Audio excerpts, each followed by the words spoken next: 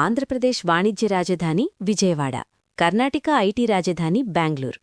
ఈ రెండు సిటీల మధ్య రోజుకు వేల సంఖ్యలో ప్రయాణికులు తిరుగుతుంటారు. ఇంత డిమాండున్న ఈ రూట్లో వందేభారత్ ఎక్స్ప్రెస్ వస్తుందని గత 6 నెలలుగా ఊరుస్తూనే ఉన్నారు. మే నెలలో అన్నారు, ఆగస్ట్ అన్నారు, మొన్నటికి మొన్న డిసెంబర్ 10న పక్కాగా స్టార్ట్ అవుతుంది అని పేపర్లలో కూడా వచ్చింది. రైల్వే బోర్డు దీనికి 20711 అనే నంబర్ కూడా ఇచ్చింది. కానీ డేట్స్ మారుతున్నాయి తప్ప ట్రైన్ మాత్రం పట్టాలెక్కడం లేదు.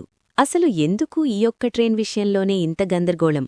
ఇది టెక్నికల్ సమస్యనా, లేక రెండు రాష్ట్రాల రైల్వే జోన్ల మధ్య గొడవ? ఈ వీడియోలో పైకి కనిపించని అసలు కారణాలని లోతుగా విశ్లేషిద్దాం. మొదట మనం అర్థం చేసుకోవాల్సింది ఈ ట్రైన్ వెళ్లే రూట్ గురించి.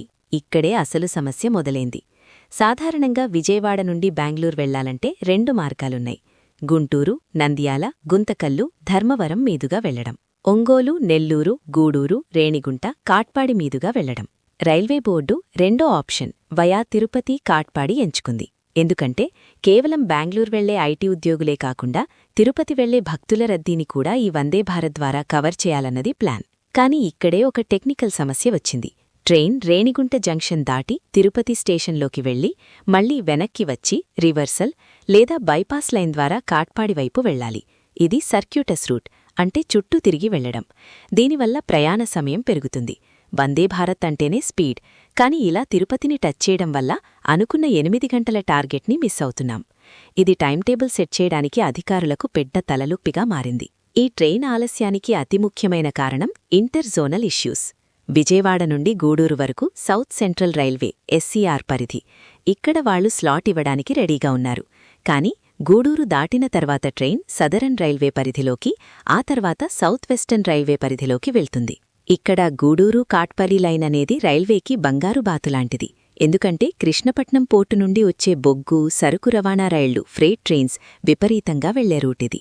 ఇప్పుడు మనమనుకుంటున్న వందేభారత్ టైమింగ్స్ ప్రకారం ఈ ట్రైన్ ఉదయం 10 గంటల నుండి మధ్యాహ్నం 12 గంటల మధ్యలో ఈ బిజీ రూట్లో వెళ్లాలి. వందేభారత్కి ప్రయారిటీ ఇవ్వాలి కాబట్టి ఆ టైంలో గూడ్స్ బండ్లని పక్కన ఆపేయాలి. దీనికి సదరన్ రైల్వే ఒప్పుకోవడం లేదు. మాకు గూడ్స్ రవాణా ముఖ్యం, ఈ టైంలో ప్యాసింజర్ ట్రైన్కి స్లాట్ ఇవ్వలేము అని అభ్యంతరం చెప్తున్నట్లు సమాచారం. ఈ 2 జోన్ల మధ్య సయోధ్య కుదరకనే ఫైల్ పెండింగ్లో ఉంది. ఇక మూడో కారణం రోలింగ్ స్టాక్, అంటే రైలు బోగీలు. మొదట్లో ఈ రూట్లో ఫుల్ కెపాసిటీ ఉన్న 16 కోచ్ల వందేభారత్ వేయాలి అనుకున్నారు. కానీ సర్వేలో తేలిందేంటంటే విజయవాడ నుండి బెంగళూరుకి పగటిపూట ప్రయాణించేవాళ్ల సంఖ్య కంటే రాత్రిపూట స్లీపర్ బస్సుల్లో వెళ్లేవాళ్లీ ఎక్కువ. దాదాపు 700 కిలోమీటర్ల దూరం కాబట్టి పగలు కూర్చుని వెళ్లడానికి జనం ఇష్టపడతారా లేదా అన్న డౌట్ రైల్వేకి ఉంది. అందుకే సేఫ్ సైడ్గా 8 కోచ్ల మినీ వందేభారత్ని కేటాయించారు.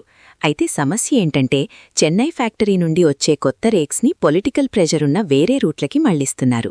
మనకి అలాట్ చేసిన ట్రైన్ని వేరే జోన్కి ఇచ్చేయడం వల్ల కూడా లాంచ్ డేట్స్ మారుతి వస్తున్నాయి. ప్రస్తుతం విజయవాడ యార్డ్లో ట్రయల్స్ కోసం ఒక రేక్ ఉన్నా దాన్ని ఫైనల్ ఆపరేషన్కి ఇస్తారా లేదా అన్నది ఇంకా క్లారిటీ లేదు. మరో చిన్న కానీ ముఖ్యమైన టెక్నికల్ పాయింట్ ఏంటంటే మెయింటెనెన్స్. ఈ ట్రైన్ బెంగళూరులోని సర్ ఎం విశ్వేశ్వరయ్య టెర్మినల్ ఎస్ఎంవీటీకి వెళ్తుంది. వందేభారత్ ట్రైన్స్కి స్పెషల్ మెయింటెనెన్స్ అవసరం. వీక్లీ వన్స్, వారానికి ఒకసారి పిట్ లైన్ మీద చెకింగ్ చేయాలి. ఇప్పటికే ఎస్ఎంవీటీ స్టేషన్ ఫుల్ బిజీగా ఉంది. కొత్తగా వచ్చే ఈ ట్రైన్కి మెయింటెనెన్స్ స్లాట్ ఎప్పుడివ్వాలి? మంగళవారమా లేక గురువారమా అనే విషయంలో కూడా బెంగళూరు డివిజన్ ఇంకా గ్రీన్ సిగ్నల్ ఇవ్వలేదు. So friends, Vijayawada Bengaluru Vande Bharat late అవడానికి ఇవి ప్రధాన కారణాలు.